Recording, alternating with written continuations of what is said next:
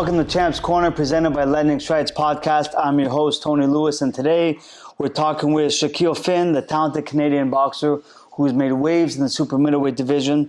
We're going to take you from his early days on the football field to his current reign as a top contender. We're going to talk about Shaq's journey, his fighting style, and what's next for the Jamaican Juggernaut in the world of boxing. Shaq, how are you, brother? I'm good, man. Good to see you, man. Thanks for having me, bro. So, Shaq, I read you were a running back in college for the Champlain College Cavaliers, yeah. St. Cavaliers, yeah. And you were named Team Offensive MVP for the 2010-11 season. Yeah. So, how did your background in football influence your decision to take up boxing? It's funny because when I played for my football team, the Champlain Cavaliers, shout out to them.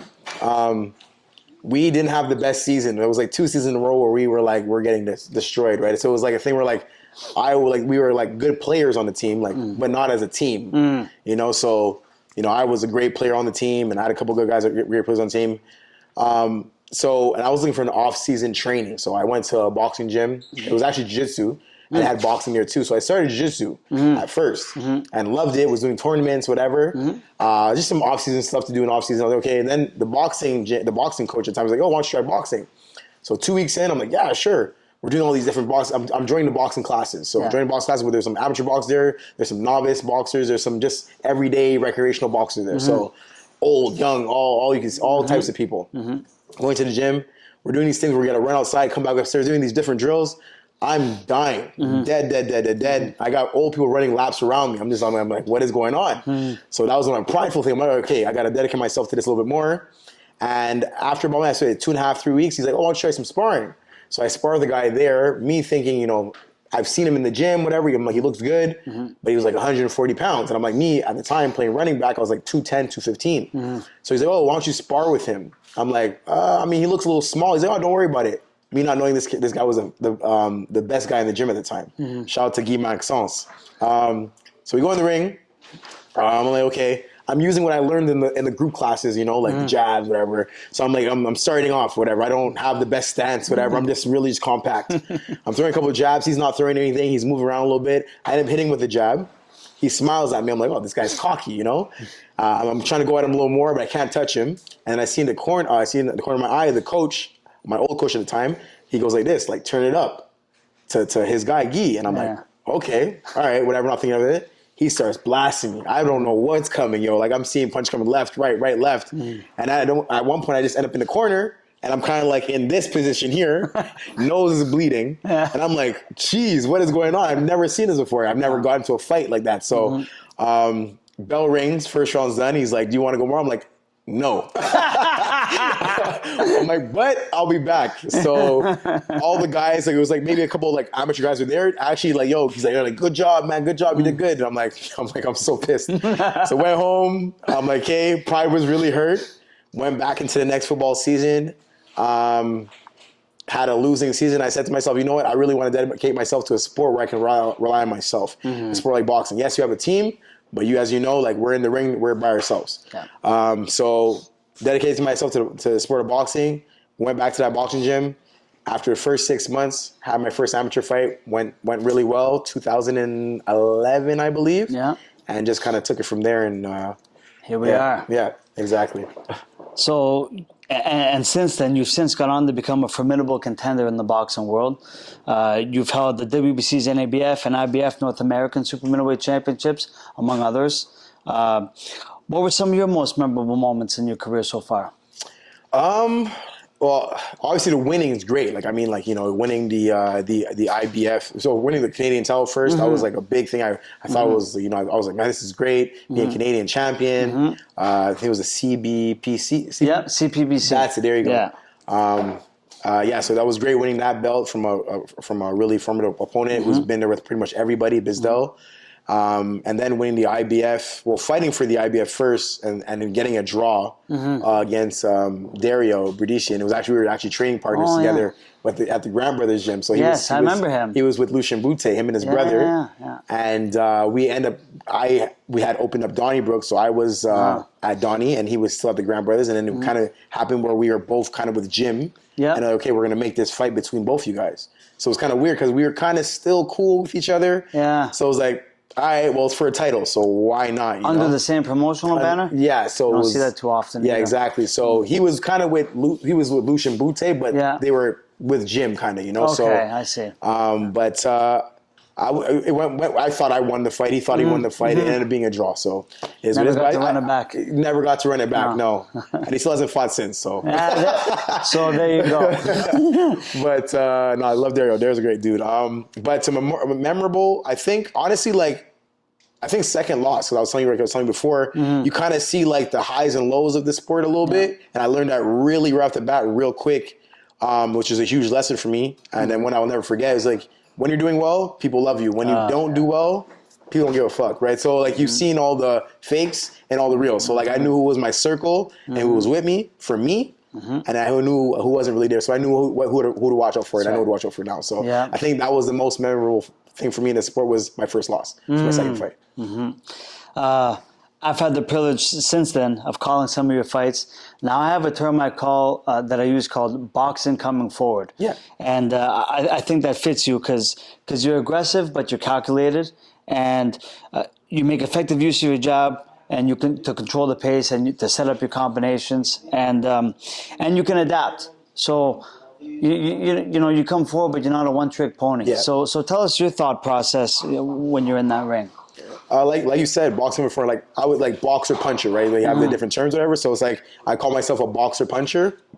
A guy who, I love to come forward. That's hence the Jamaican Juggernaut name that Pierre Bernier actually gave to me watching me spar. Yeah. He's like, you need a nickname. So, and he's like, you like Marvel and stuff? You like all the superheroes? I'm like, yeah. He's like, how about the Jamaican Juggernaut? He's like, you got that style. Juggernaut, once he gets going, he can't be stopped. And every time I see you sparring with these guys at the Grand Brothers gym, that's what's happening. I'm always seeing you coming forward and absorbing shots and coming back. So, and then I kind of just use that as like my thing, So, but yeah, when I'm in there, boxer puncher, I love to break guys down and kind of like try to end it near the ending of the round. Or if it comes early, then it comes early, right?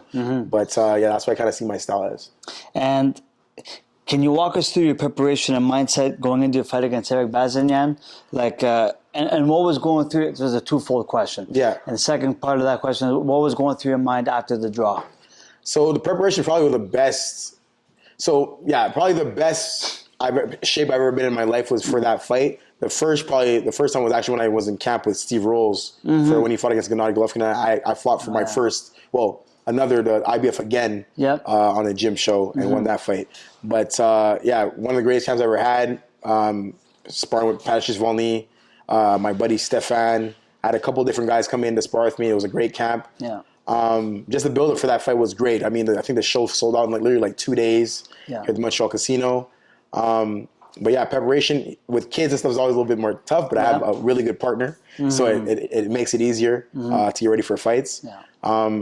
Just, waking up, going to work, coming to the gym, eating, going to the next training, getting some rest. Take a nap. Take a nap, do my run at night times for work at night, and then just do it all over again for like 6 to 7 days for the week. So like you're really in the gym all the time.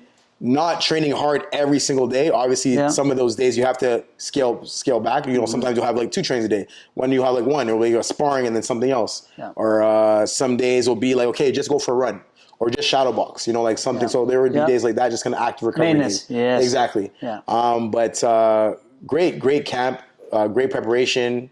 Had great nutrition wise too. Everything was just flowing really well. Taking care of my body properly. And then the draw. I mean, look,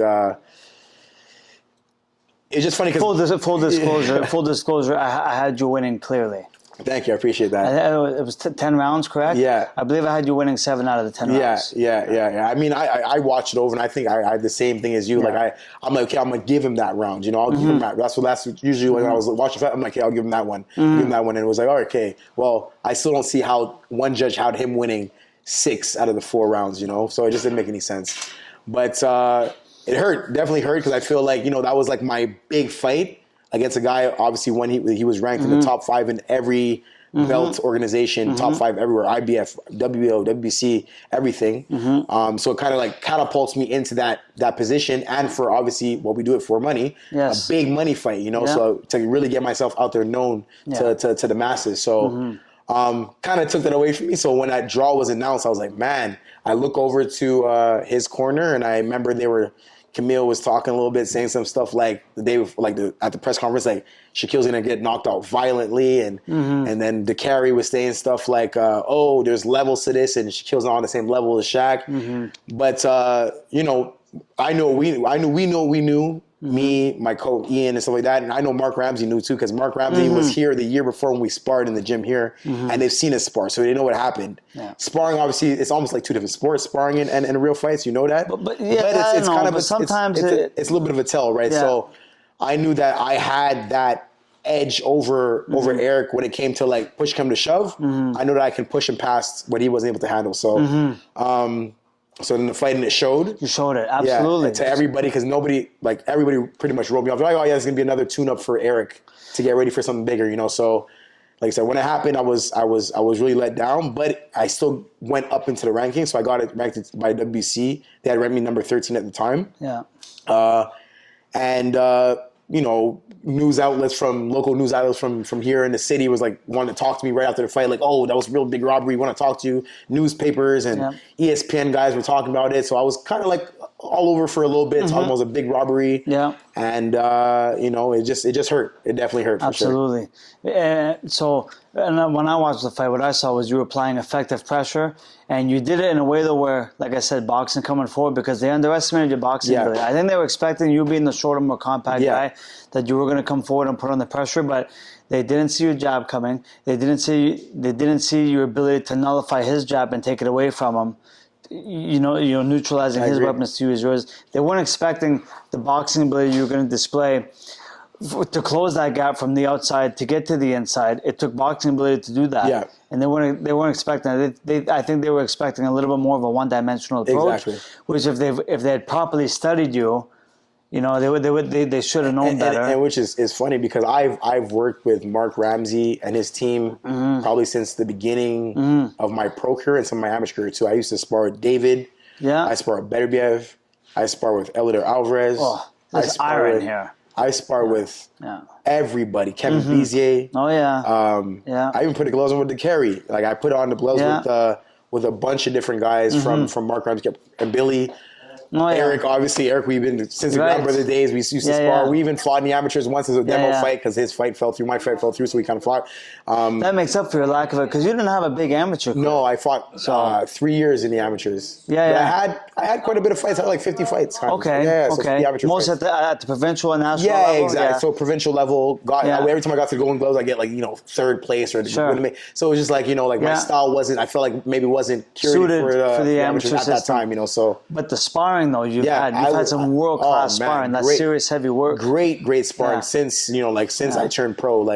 Amazing work with some of the best guys in the world. I mean, David Lemieux was the world champion. So, and one of the hardest punchers you'll ever meet. We used to have gym wars. There was a time when we were kids. Yeah. From like 12 up until 16, we were roughly on the same size. Yeah. First off, he always hit, and but we used to have gym wars like Morales Barrera style. Jesus, man. The gym would stop. Wow. The pros would stop. You can ask guys like Brian Mack and stuff would stop and watch. Jeez, man. And then by 16, that's when he spiked in weight. Got you. And that's where he spiked in weight and left me behind on the scale, I got you. Which is okay. I got a problem with that. David, grow. Yeah.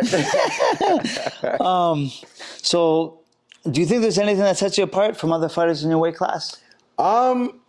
Set me apart. I mean, look, I got a style that I feel like it can be with anybody. Any style that's out there.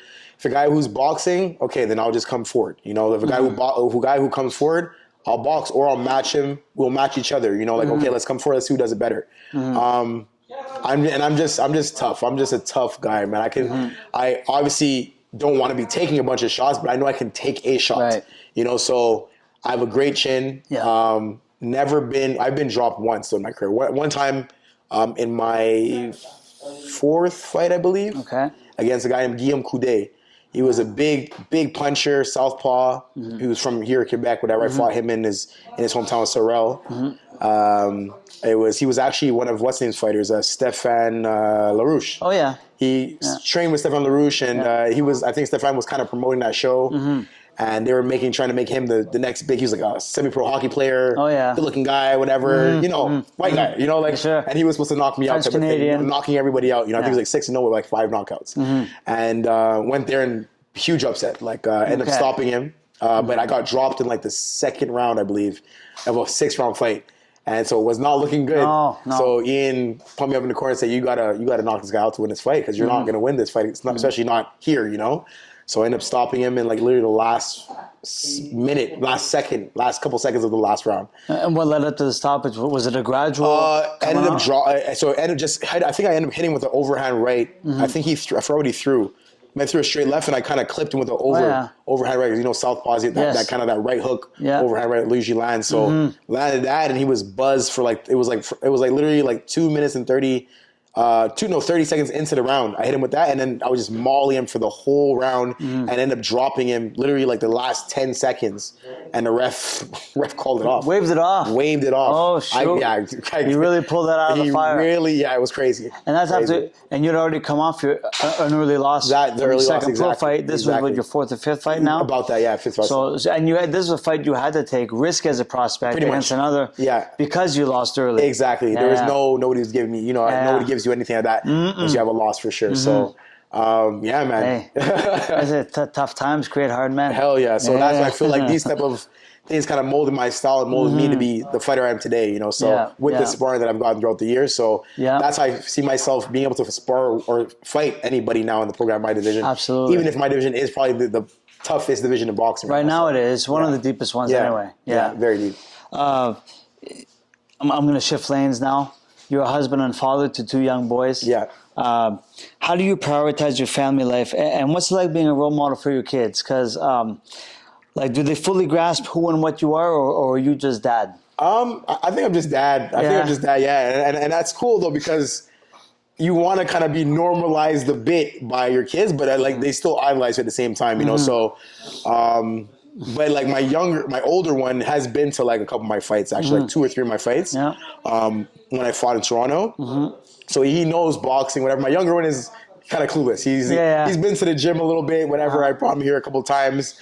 Not into the boxing as much as my older one, but he's more of like he loves like books, puzzles, this and that. Like my older one's more like, yo, let's go play.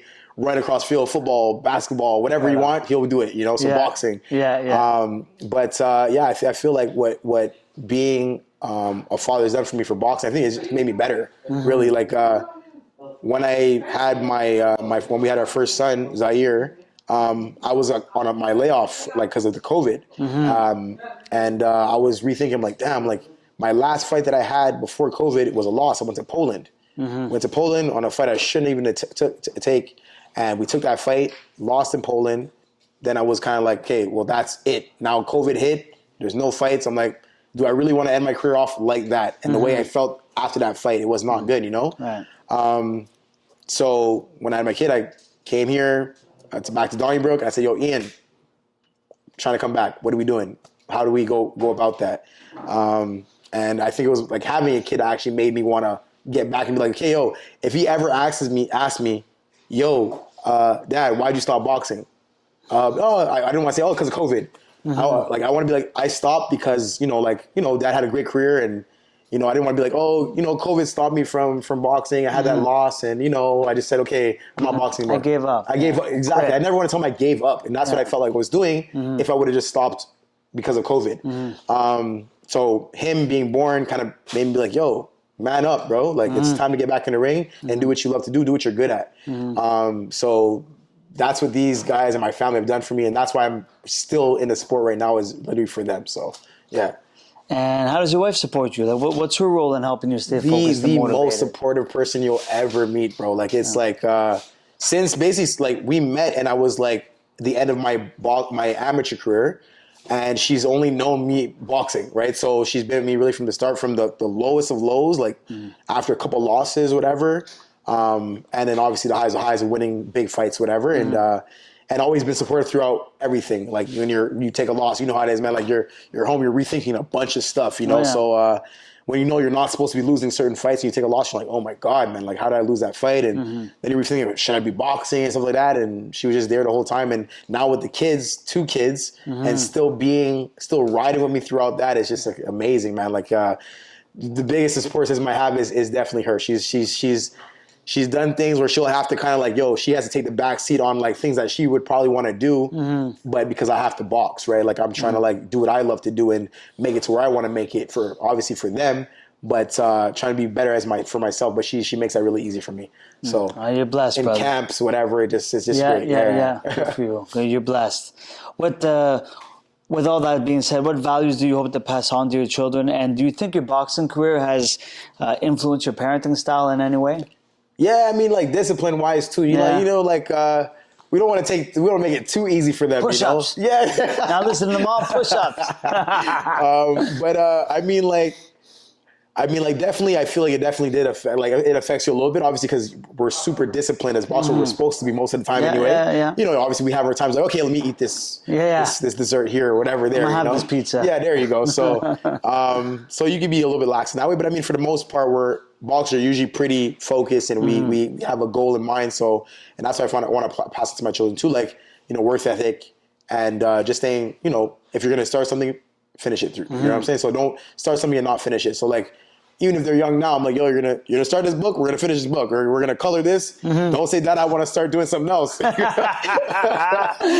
especially the older one, the younger one, he kind of gets away with a lot of stuff. Him I don't have as much control over, but the old 3-year-old Zaire definitely have more control over him. That's funny. And he kind of listens to me a lot more. So cool. But yeah, so that's I just want to instill that into them, and and whatever they want to do in life too. Like I'm not gonna. Everybody's like, oh, you want to put them into boxing? I will, but I don't know if I will make them box. Like how boxing's hard. Oh yeah, boxing's a tough sport, tough on the head, just tough on the body. Yeah, and just it's tough to get into. It's so tough to get. Very unforgiving, right? Unforgiving, man. To learn to fight, I think every kid should learn how to fight. You want to learn how to defend yourself. Absolutely. If I had a little girl, little boy, whatever, I want them to learn how to box, wrestling, judo, whatever I can put them in that learns to give them a basic knowledge of something. Just to know where they stand. 100%. Just to know where they stand. So that's why I teach them here and there, little things, whatever. I bought them little gloves from Rival. Sure. Yeah.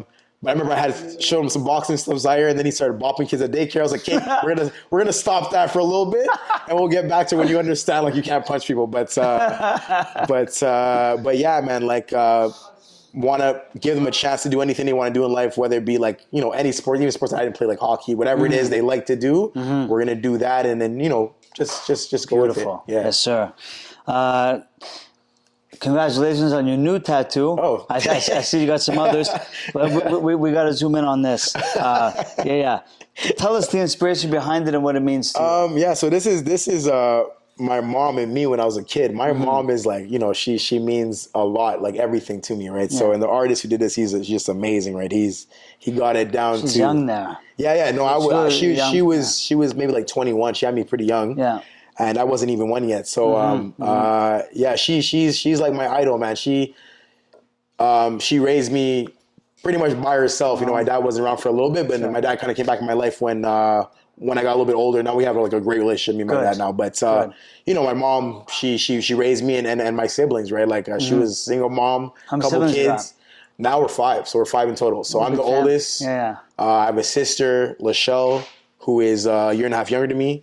And then I have 3 other brothers. So she's like the only girl. 3 other brothers. O'Shea, who's about like 27 now, I believe. Okay. And then just younger ones who weren't with the dad I have now. With my dad, with their husband now. So who are 18 and like 15 now, I believe. How old are you now? I'm 34. Okay. Yeah, so big gap. Big gap. Yeah. Me being the oldest at 34 and the youngest is like maybe like 15, 16. So yeah. But my mom is she's everything, man. I just growing up and then having my own kids, I'm like, damn, you actually did this? Like you kind of go back and be like, you did this by yourself? Right. You know what I'm saying? Like, you know how it is raising little ones, right? And it can be tough sometimes, I look back now, I realize, hey, you think as a kid, you think parents have all the answers. Yeah. Now they don't know what they were doing. That's what I'm saying, right? So it's like, even if you like, you have siblings, whatever, but being a parent is like, it's literally a full-time job. And she was doing that we were 3 and she was by herself, right? So, Like I said, she's the idol, man. She's the idol. So that's why I had to get this tat, and just to represent her and to give her flowers while she's still around, right? So yeah. No, it's a beautiful tribute to your mother. I appreciate it. What was and she's still with you? Yes. What was her reaction when she saw it? Oh, she loved it. She was like she said, she's like, tribute while I'm still here, Shaq. She loved it. She's like can't believe how realistic it looks, and she really loves it. Listen, I have one. This is in dedication to my firstborn. Oh, that's amazing. Okay, he's got autism, so there's the autism ribbon. The guy who did it, we got to fix the color. He didn't shade it in, but it's different, not less, with the autism ribbon. I love that, man. When I first, so give you a gauge comparison. When I showed your mom, when I showed my dad, when I first got this tattoo, he thought it was the pride flag. So he's like, "Where'd you get that? Where'd you get that for? That's some new age stuff." I'm like, Honestly, with your dad, I feel like I might be surprised by that. Oh man! No, but I do have another one here dedicated to my own mother. It's got the boxing glove. I was younger at the time. Yeah. Maybe just a year or two removed from her passing. Yeah. And it's the boxing glove because it was close to my heart, and I had her initials. It's just a lot more subtle, but it's her initials on the wrist of the glove. So, but what do you think is the significance of getting a tattoo while the person is still alive to appreciate it? I feel like obviously, like when we do something for somebody who's passed, it's great too. But like like you say, like when somebody, like when a celebrity passes and everybody's like, oh my God, man, like you're giving her flowers. I mean, like when they're still alive, some people, you don't talk about it as much or whatever. Like I still want to show my mom, like, yo, this is what I'm getting for you right now. This is like for you. You know what I'm saying? So like I still go and see her, when I like moved out, whatever, have my own place, this and that. Yeah. But I still want to go back and see her, see how she's doing, take her out, do whatever I can for her, just having fun with her with my mom now, because I really like. How old is she? She's 54, 20 years old. She got some good years. Yeah, she got some. Yeah, she got some years. Yeah. She's gonna have lots of grandkids. Oh yeah. She already has. She's gonna be happy She started out with 0. Then my brother had one. Yeah. My 27-year-old brother had one. Then I matched him with one. Then he had another one. Then I had another one. Then he had another one. So like it's not a competition. So now she got like 5 in the span of like a couple of years. So she's like, okay, she's very happy now. Yeah, like, beautiful. In the beginning when she had none, it was kind of like shock. When you and Val been together for how long? And I got no grandkids. Yeah. What's going on? Like I need some grandkids, and then so now she has 5. So good. Yeah. Shaq, you're not only a professional boxer, but also, from my research, fill in the gaps are correct wherever. You're the boxing program director. Here in Griffintown, is this Blackout Fitness, or did it start off as Blackout Fitness? Yeah, so Blackout, basically, which is not here, this is Donnybrook. Okay. But Blackout Blackout Fitness is a gym in Griffintown on Notre Dame Street. It has everything. It has boxing, spinning, which is bike riding. I've seen some of your stories. Yeah, they got Pilates. They got circuit training, strength conditioning training. They have everything there. So it's like really that type of gym, like private. And then they have like the group classes and stuff like that too. So I run my private boxing classes there. Okay. Group classes there as well, and then spinning classes too. Gotcha. And it's a great gym. Young professionals that come there. Keeps you in shape too. Keeps me in great shape while you're coaching and making some money between fights.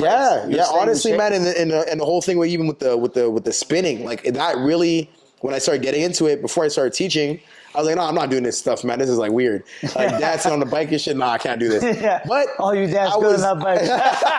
Like this guy. Hey, I'd be sweating, he enjoys what he's doing. I'll be sweating like crazy. I'm like, man, this is great. And I would use it as some of my training in camp. Like I was getting in camp and like using spinning as like 2-3 times a week, plus my running, plus my boxing. I felt like.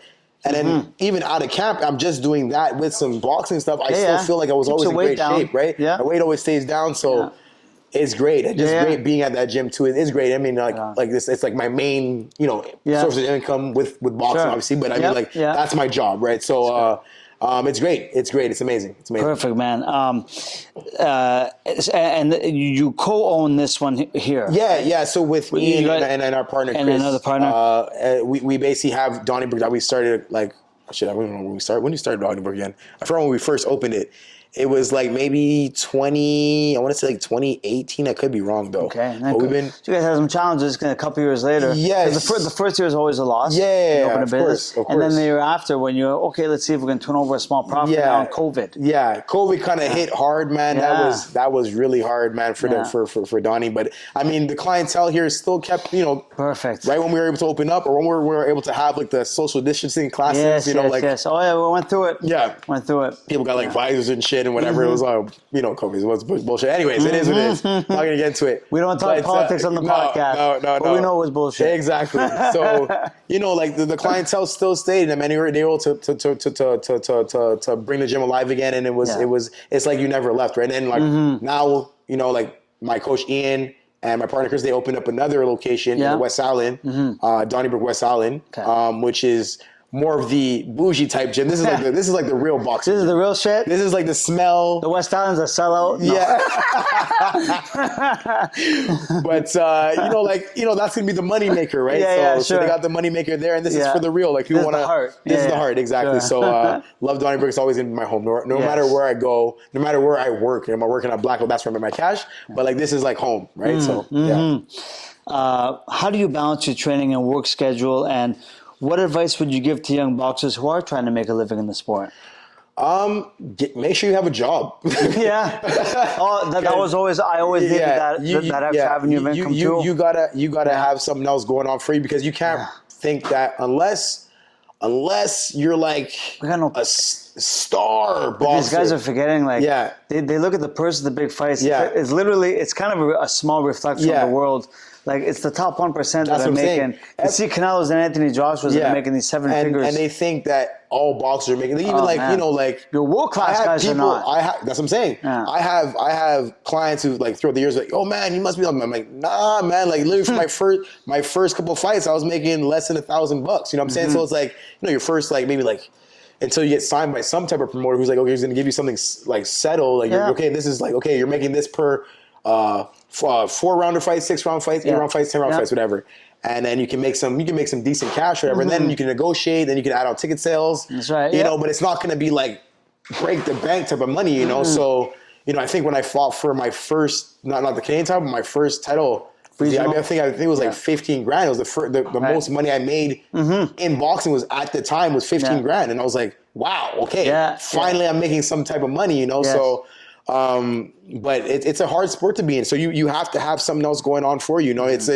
It's not everybody's gonna be making the $1 million paychecks, and that's what we're in it for. We want to make that. We want to get to that point. So so what I would say to guys who are just getting into the sport, young boxers, make sure you have a job. Make sure you could keep that, and obviously have your boxing going. You can still we're able to still train. Something that kind of gives you flexibility, but you can't rely on boxing to pay the bills right away.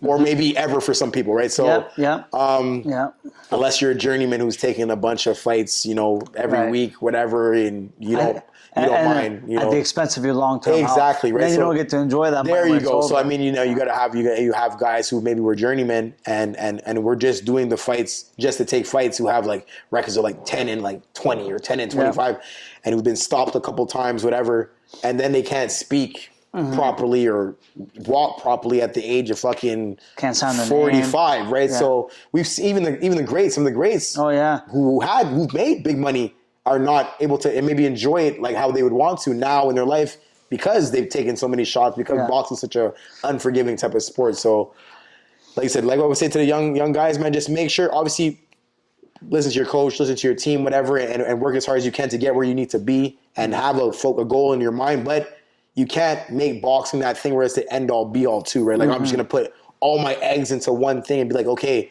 this is what I'm going to do, and this is what I'm going to stick to. I'm not doing anything else. Unless you don't need no cash, man, okay. Right. Unless you're well off already and you're good, okay, you're fine. But I mean, if you're not, then make sure you have something going on for yourself where you can, you still got to live a life at the end of the day, right? So you still got to eat somehow, right? So it's not going to be boxing right away.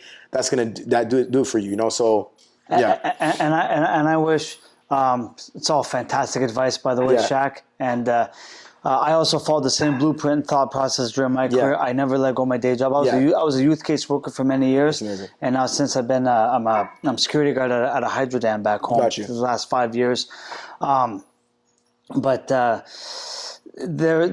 got no pension in boxing. Yeah, we got no pension, we got no union, and when I look back, thinking like, but sometimes if we talk about it on platforms like this, you know what I mean, get it out there. I love to see the game improve and do better. You know, than during my time and when your time is up and whatever. But like, I would gladly.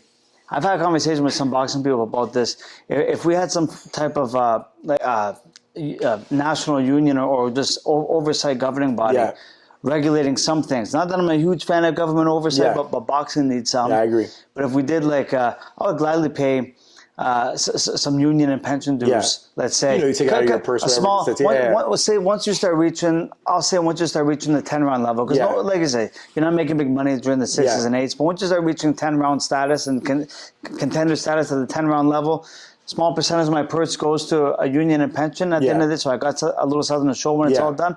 I would gladly pay into that, give up a small percentage of my purse for that. I would. 100%. You know? I agree. So... What's next for you, and any specific goals or opponents that you're eyeing? Next, right now, dealing with a couple little here and there injuries, whatever. So just getting over those. But I'll be back in the gym, like actually, like actively training. I would say like the next 2 weeks. I'd say because I looking here, I'm grabbing a little too much there, man. I don't know. But I'm still training stuff like that. So, but hopefully, I would say like end of summer. I would love to kind of get back in there end of summer. Beautiful. Get something in the end of summer, and I mean, Eric and Butler are fighting in Each June. Each other, yes. Yes. We're fighting each other, so I'll be ringside at that fight. And I'll be hopefully able to either fight Eric if he wins, or the winner of that fight. I mean, pounding those drums now. I haven't, like I said, me and Butler have been cool. So if he wins the fight, I would love to, we do another great local fight, right? So like domestic rivalries, man, it sells, especially here in Montreal. 100%. So the winner of that fight, I would love. I mean, Christian has a big fight as well. I know he's looking at Canelo, but he has an opponent right now. If he gets past that, then I would love to jump in there with him too. So those guys, I would love to. I mean, shit, I know there's a Belengas, the Caleb Plants, the Munguias. Like Munguia was so close to getting that fight against him as well. Like, I mean, I'd love to fight against. I saw him fight last night, a rematch against the last guy he got knocked out by. He boxed. Yeah, he really boxed well. Yeah. But I feel like I have a style that can beat him. So. Or push him to some type of limit. So like I'd love to test myself against these guys, those top 5, top 10 guys. I mean, obviously Canelo's the main guy you want to fight because you it's make life-changing money, right? And he's slowing down too. Yeah.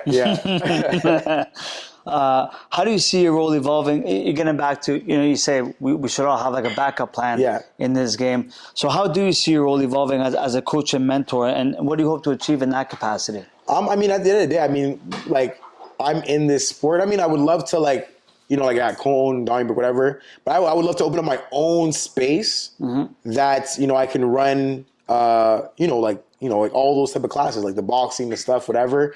And, like make it accessible to kids and youth that don't necessarily can't really afford stuff like that. Because a lot of stuff now is like super expensive, right? So like, I want to get more into that stuff and just like, like starting maybe even a foundation I can start, whatever, and get into that because I recently lost a younger cousin to, he's young, 16 years old, and got stabbed, whatever. Sorry. Yeah, I appreciate it, man. Like, man. And super young, man. I just like, but the thing is like, what I took from that is like, man, I felt like it was like a calling, and it was like, yo, I have to do something to show guidance or something I can do to help these kids. Kind of like, I feel like a lot of these younger kids now, especially in certain areas in Montreal, don't have the proper guidance, whatever, or they don't have access to like a boxing gym or something that's not that feasible. Even in the public schools, there's no like programs that some kids that maybe they can't afford the programs or it's not accessible to them. So if I can do that, hopefully, like I still want to do actually when I'm actively boxing. Something I really want to do is start some type of foundation where I can kind of like, whether it be like a once a week thing, like start once a week, grabbing a bunch of kids and showing them boxing, and saying, this is what you can do, your after school thing. And instead of being out on the streets and doing whatever, like you shouldn't be doing, like acting like, like this is not the life you want to be living. Too much time on their hands. There you go. Right. So like me, it's like when I was around that age, like, yo, it was like I'm going to football practice, or I'm going to whatever practice, or I'm trying to hook up with some girl, like literally. Yeah. So I mean, like, but it's like, you know, like I just want them to have something that they can go to and be like, okay, I want to dedicate myself to this. And if it's, you know, if not even to maybe compete, but just to kind of be like, okay, channel their energy. Exactly, right? Yeah. So like, I think that's like the right now, during my career, even after post career, is something I want to have, is something where I can kind of take youth in and make them just get them off the streets or whatever, they're channeling their energy and stuff like that. So that's the goal. That's the ultimate goal right now. Yeah. Last question for you, champ. What message would you like to share with your fans and supporters, and how can they stay up to date with your latest news and updates? IG, Instagram, Facebook. You know, I don't really use X, Twitter. So Shakeel Phinn on Instagram, Shakeel Phinn on Facebook, and so hit me up. We spell Shakeel Phinn with a K. Yes, K. Because when I first looked you up, I was looking for Shaq, like Shaq the basketball. So I was named after Shaquille O'Neal. Like, it was my dad's favorite basketball player when he was playing in college at LSU. But my mom didn't like the spelling, so she didn't like the Quille. Yeah. She's like, hey, we're doing it Shakeel. Keep it like that. So so hit me up on Shakeel Phinn on both those. So Finn now with the F. With a PH. And you can check me out there. And if you're ever looking for some type of boxing training, I'm your guy. If you're trying to get into some spinning, I'm your guy as well. So I'm a jack of all trades, right? So I do it all. Well, Shaq, thanks for your time, brother. Thanks for having me, man. Amazing, man. Thank you.